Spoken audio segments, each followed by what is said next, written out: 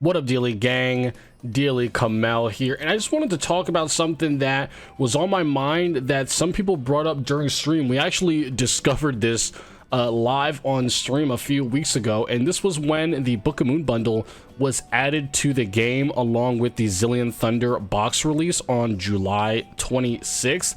So something we realized, right, is that I said, oh, you know, or like someone in chat said that, oh, you know, it's absolutely great that, you know, Book of Moon is finally free and in the game. This is so good for Duel Links. This is so great. People are finally going to be able to get the card free to play. And then I go in the shop and I see that Book of Moon is $3.99, man. You cannot get it with gems. So after this, I kind of went in to the other bundles and I wanted to see, you know, why is Book of Moon $3.99, but a lot of the other bundles that we've gotten as of late are, you know, purchasable with 950 gems, or in some cases a different amount of gems, and then they give you way more packs in the box. So I wanted to go through this and kind of ask what's going on. So in my searching, I've seen that, man, it's actually been a very long time since we got a card that is not purchasable with gems. The last one you can see here is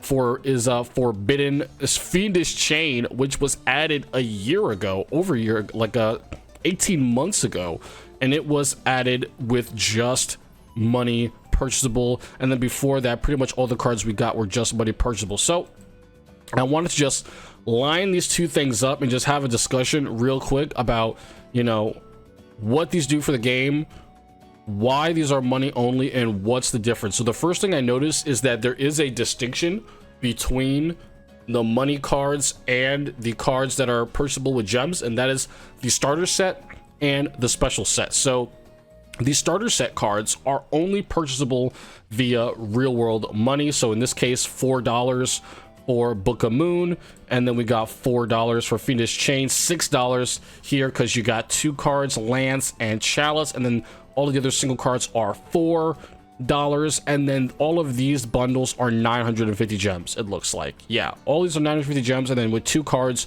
it's $6. So pretty consistent, but there is a huge difference in the cards that are added, and so I kind of pulled them all together.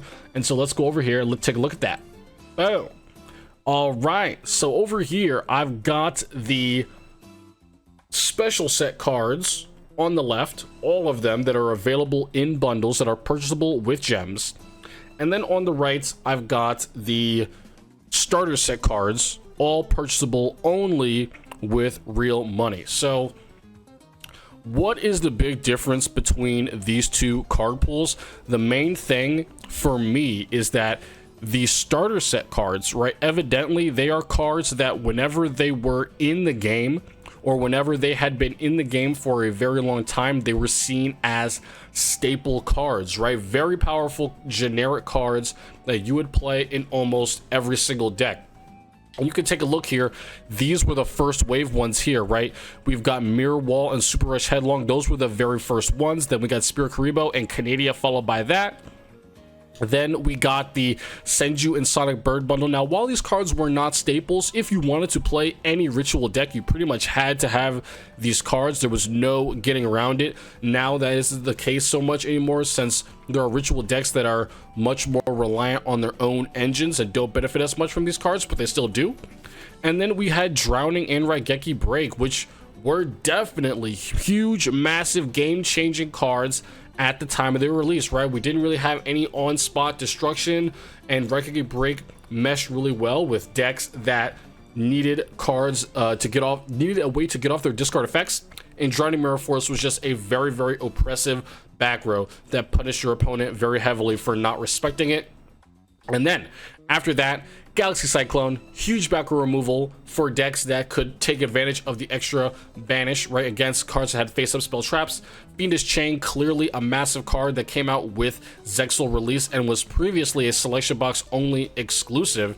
If I remember correctly, I do believe that it was. Correct me if I'm wrong. So this is the first time we had a selection box card in a bundle. Then after that, well, Floodgate happened a while ago, but I needed to put something up there with Book of Moon.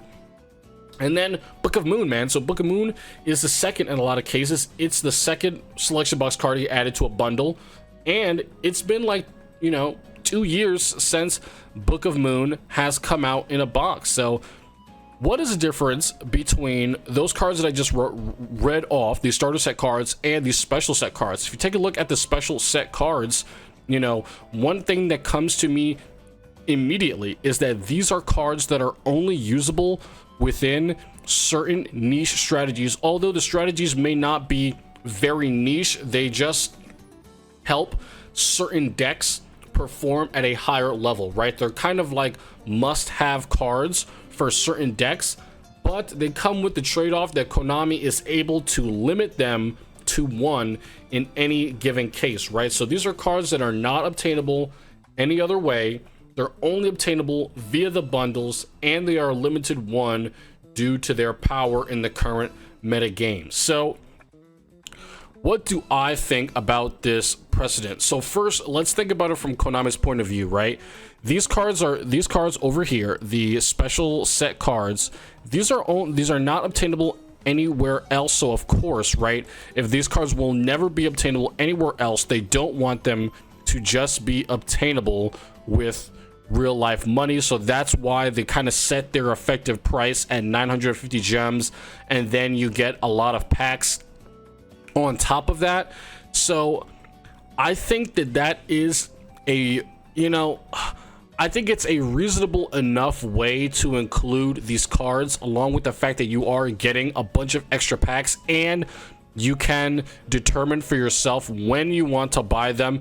If you're even going to, be playing a deck that's going to benefit from one of these very, very powerful cards, each and every one of these cards is just for a certain deck. None of these are highly generic, I would say, except for, maybe I'd say the most generic ones are Terraforming, Reinforcements of the Army, and Trishula. Maybe One for One is a little more niche, only for those level 1 decks, and Tour Guide as well, just for those, decks where you're going to be looping level 3 Fiends or whatever like that for Burning Abyss.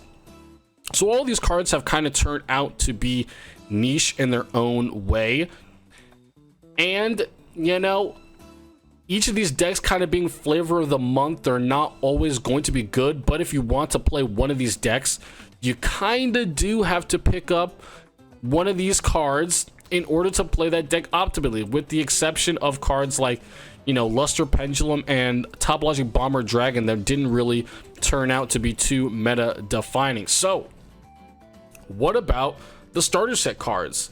Is it justified that these cards are still all purchasable with money only? So in contrast with the special set cards, the starter set cards, I'm pretty sure all of these cards now, yes, all of these cards are selectable with dream tickets, and I'm pretty sure that most of them, except Book of Moon, Fiendish Chain, maybe Raigeki Break, I think that all the other ones are also available during the half-price gem sale to be half off. And we can actually just go and check that really quick. Let's go over to the store. Half-price gems are still going on, right, until the end of the month. So I know that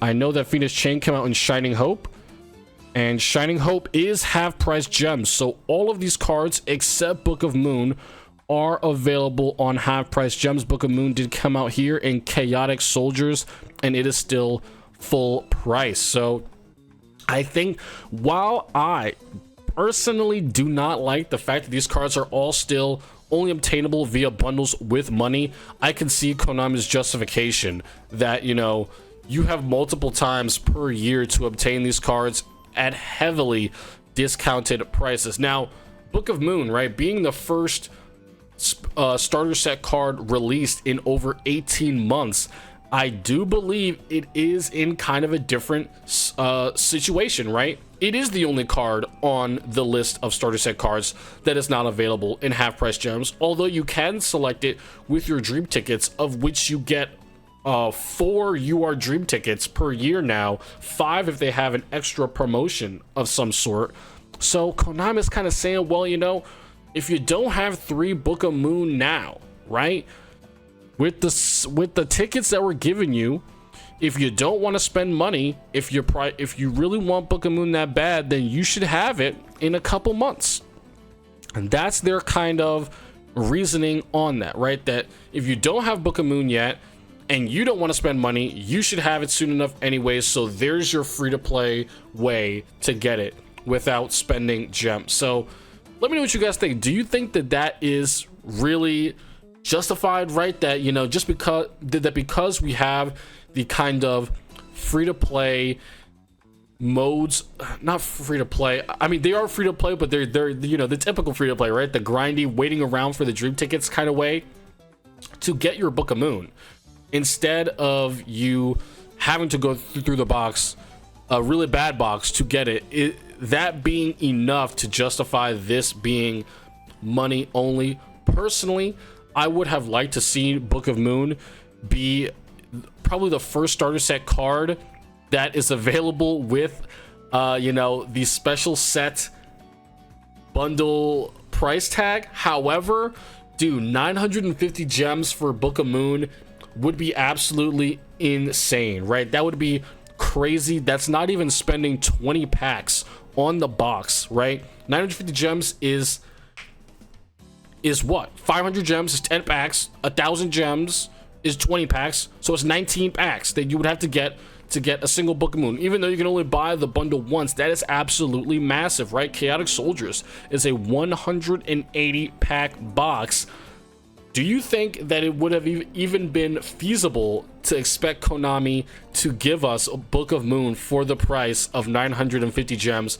Or would you have liked to see it at an elevated gem price, but still be, you know, around the special set where you still can buy it with gems and money?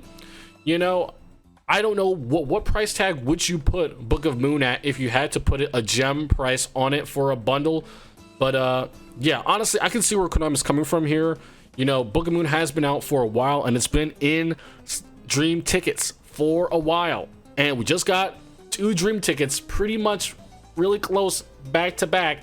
And to be very honest, a lot of the new decks in Duel Links that are very strong, they don't make use of the selection box cards. A lot of cards right now are using generic Xyz monsters that are not ultra rares. Maybe Abyss Dweller is the only generic toolbox extra deck monster that people are really using right now. Most decks are using the new cards, link monsters, and new stuff that's coming out that you can't really get with Dream tickets. So Book of Moon is really one of your only Dream ticket options if you still don't have 3 of them. So let me know what your guys' feelings on this matter are. I'm Kamal. Peace out, guys.